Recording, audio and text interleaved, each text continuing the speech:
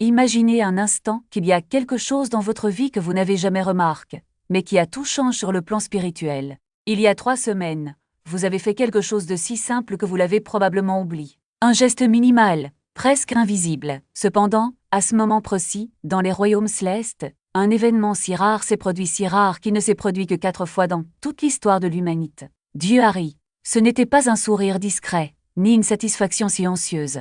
C'était un rire sincère et profond d'une joie immense. 49 secondes de pur rire, si intense qu'il faisait vibrer toutes les dimensions spirituelles à une fréquence que les anges n'avaient pas entendue depuis des siècles.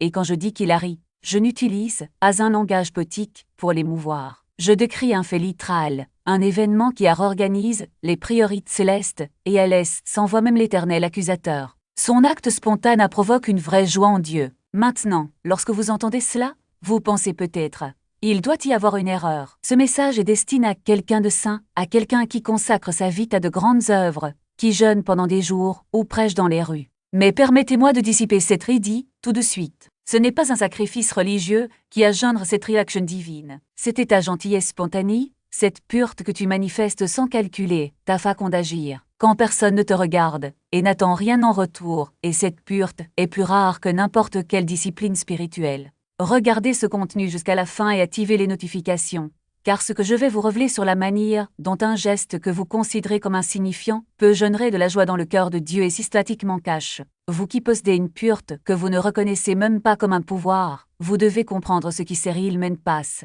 Laissez un commentaire avec le numéro 777 si vous avez déjà fait quelque chose de gentil sans y réfléchir à 2 fois, sans attendre de reconnaissance, et que vous êtes prêt à découvrir pourquoi votre générosité spontanée a plus de pouvoir spirituel que les rituels les plus élaborés. Tout d'abord, vous devez comprendre ce que vous avez fait exactement il y a 3 semaines. Je parie que vous ne vous souvenez même pas du moment exact, et c'est précisément pourquoi c'était si puissant. Vous marchiez dans la rue, probablement plongé dans vos propres problèmes. Il avait assez de soucis, de fardeaux que personne ne voit, ce qui l'empêche de dormir la nuit. Des relations épuisantes, une solitude qu'on ne partage pas parce que tout le monde pense que tout va bien. Il était absorbé dans ses pensées lorsqu'il voyait quelqu'un avoir besoin d'aide. Ce n'était pas une situation dramatique, sans caméra qui enregistrait, sans public à applaudir ensuite. C'était juste vous et une autre personne, dans un instant dont personne d'autre n'a été témoin et son premier réflexe. Sa réaction immédiate, sans filtre ni calcul, fut d'aider. Vous n'avez pas pris le temps d'évaluer si cette personne méritait votre gentillesse. Il n'a pas calculé s'il recevrait quelque chose en retour. Il ne s'est pas demandé s'il était approprié de s'impliquer. Il a simplement vu le besoin et a répondu avec une générosité immédiate, comme si votre nature la plus profonde n'avait d'autre choix que de donner. Peut-être avez-vous donné de l'argent à quelqu'un dans la rue, même si vous aviez des difficultés financières. Peut-être que cela vous a apporté quelque chose de lourd, même si vous étiez fatigué et presse. Peut-être avez-vous défendu une personne maltraitée alors que vous auriez pu garder le silence, sans conséquence. Ou peut-être qu'il souriait simplement à quelqu'un qui avait l'air brise, et ce sourire était la première lumière que cette personne voyait depuis des semaines. L'acte lui-même n'a pas autant d'importance que ce qui relève de son essence. Ce que vous avez fait ne venait pas d'une discipline religieuse. Ce n'était pas parce qu'il se souvenait d'un verset sur la charité. Il ne s'agissait pas d'accumuler des points spirituels. C'était automatique, naturel, comme si son âme ne savait agir autrement qu'avec bienveillance. Et cette spontanéité, cette pureté qui n'a pas besoin de réfléchir avant de se manifester, c'est justement ce qui a fait rire Dieu de joie. Laissez-moi maintenant vous expliquer pourquoi ce geste spontané avait tant de pouvoir spirituel. Vous devez comprendre la différence marquée entre la gentillesse calculée et la gentillesse spontanée. La plupart des gens religieux ne comprennent jamais cela, c'est pourquoi ils passent toute leur vie à faire de bonnes actions sans générer aucune réponse céleste. La gentillesse calculée fonctionne comme ceci. Vous examinez une situation, évaluez s'il est approprié d'aider, réfléchissez à ce que les gens penseront, réfléchissez aux récompenses spirituelles que vous pourriez recevoir, et après tout ce traitement mental, décidez d'agir. C'est une vraie gentillesse, mais elle passe par le filtre de l'ego, des attentes, de la stratégie. C'est comme le pharisien qui jeûne en public à la vue de tous. C'est la personne qui donne de l'argent, mais qui s'assure que son nom figure sur une plaque. Dieu observe chaque jour des millions d'actes de bonté calculés. Il les reconnaît, les bénit et les honore. Mais il ne jeûnera pas de joie dans son cœur. Il jeûne une satisfaction professionnelle, comme celle d'un enseignant qui voit un élève résoudre correctement un exercice qu'il lui enseigne. C'est la réalisation des attentes, rien de plus. La gentillesse spontanée est complètement différente. C'est alors que votre nature la plus profonde se manifeste sans filtre. La pureté de votre âme rige avant que votre esprit n'ait le temps d'en calculer les conséquences.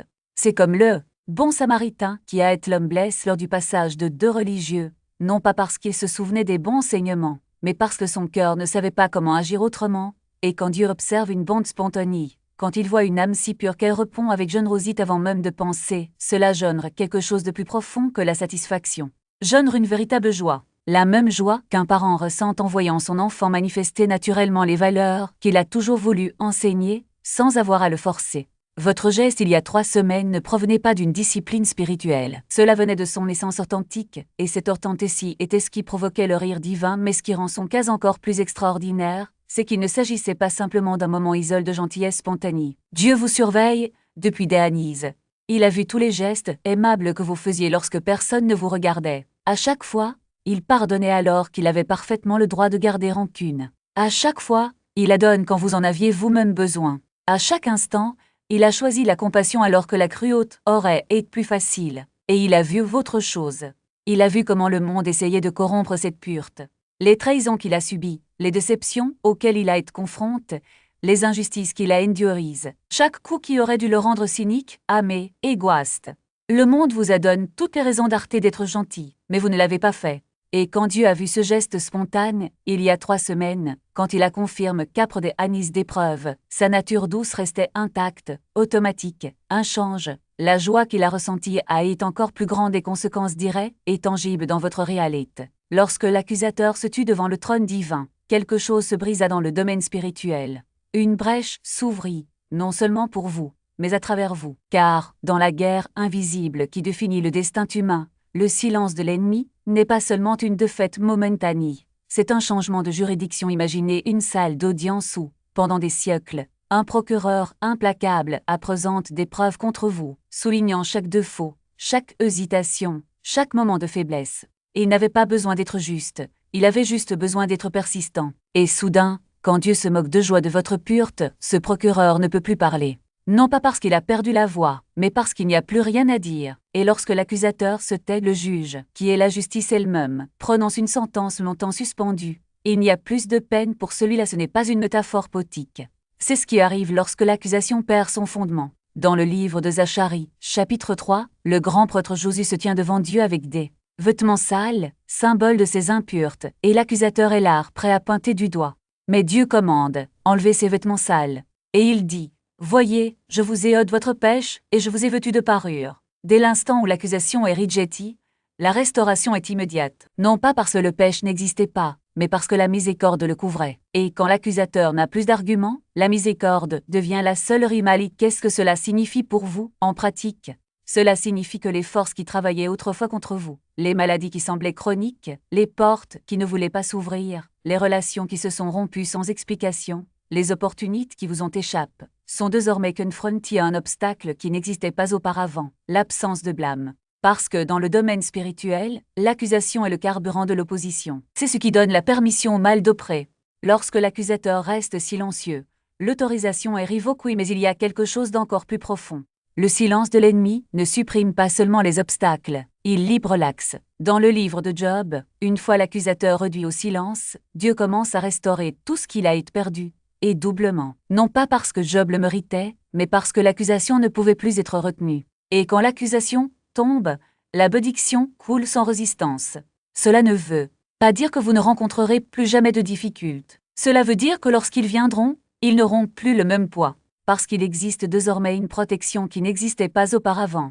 La protection de ceux qui étaient justifiés non pas par leur propre mérite, mais par une pureté que même l'ennemi ne peut nier. Et voici le détail le plus fascinant. Cette justification ne concerne pas que vous. Cela affecte tout ce qui l'entoure. Lorsque l'accusateur reste silencieux devant une âme, quelque chose se libre dans l'atmosphère spirituelle de cette personne. Les prières qui semblaient autrefois atteindre le plafond atteignent désormais les cieux.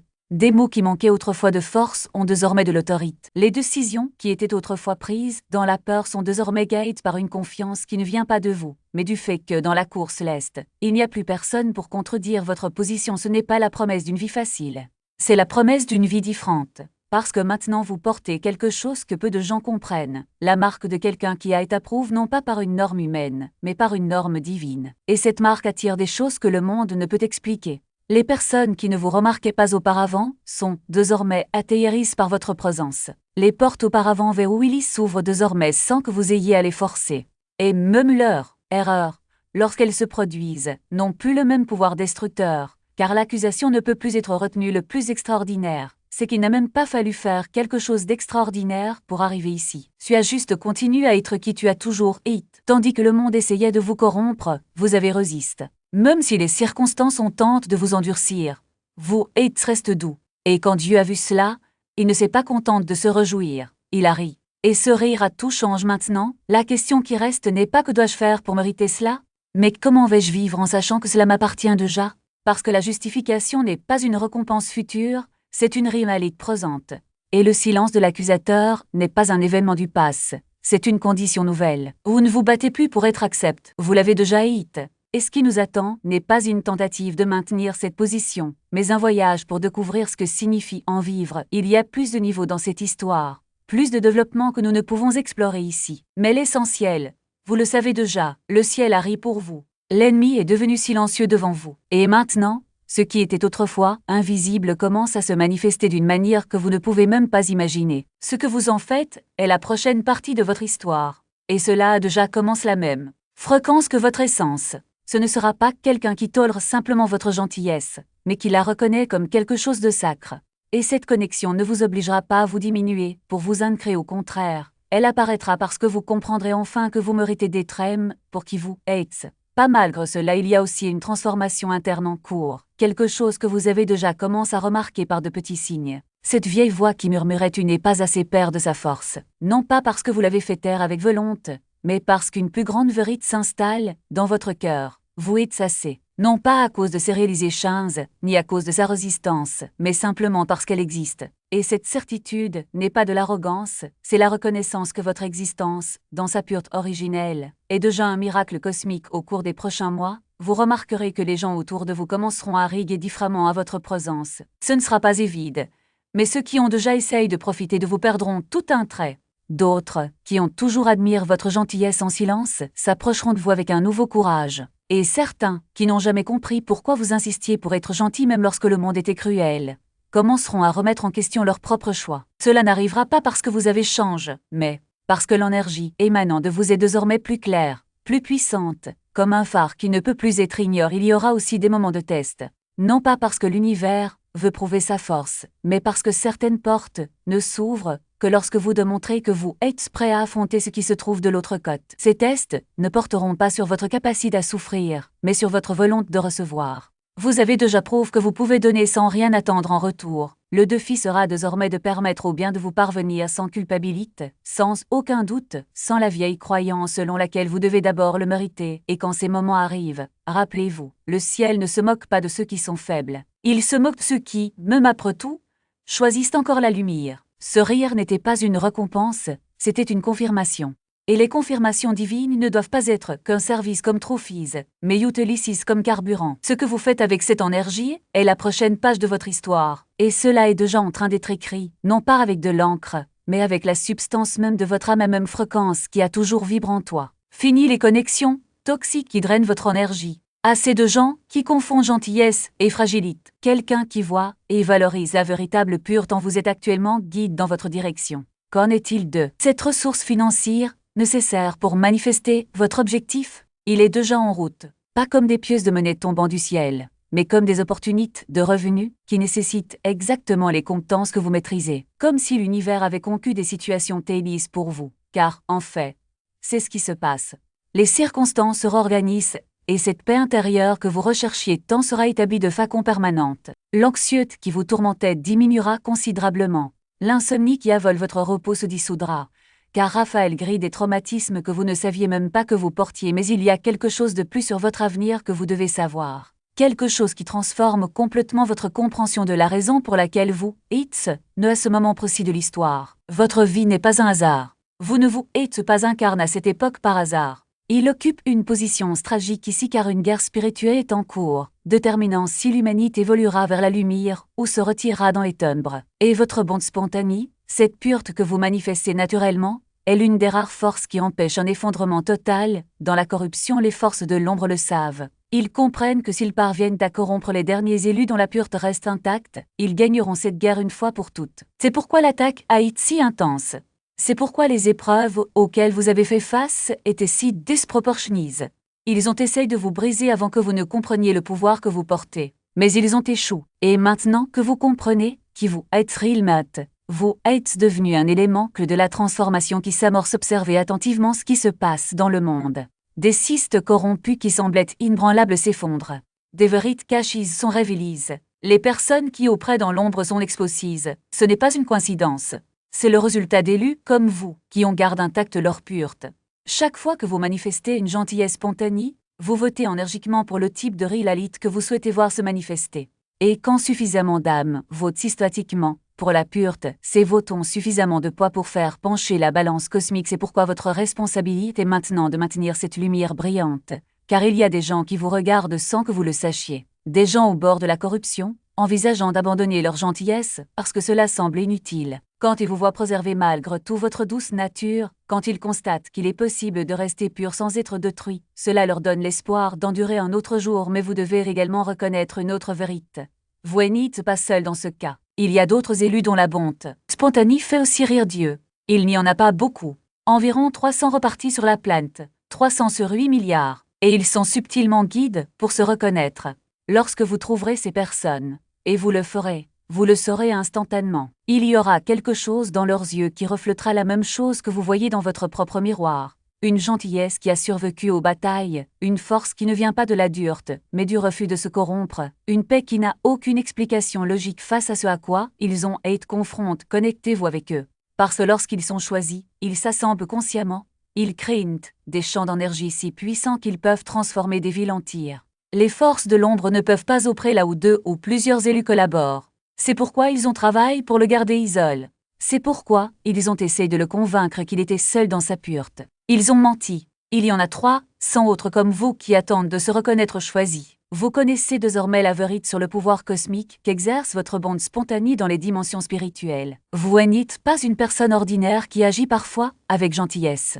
C'est un homme marque, un élu dont la pureté authentique a fait rire Dieu de joie, et elle laisse, sans argument même l'éternel accusateur. Ce geste spontané que vous avez posé sans y réfléchir à deux fois provoque un rire divin qui traverse toutes les dimensions et active des protections permanentes, transformant votre réalité à cet instant même. Votre gentillesse naturelle n'est pas de la nefte. C'est le pouvoir spirituel qui réorganise les réalités et détermine l'avenir de l'humanité.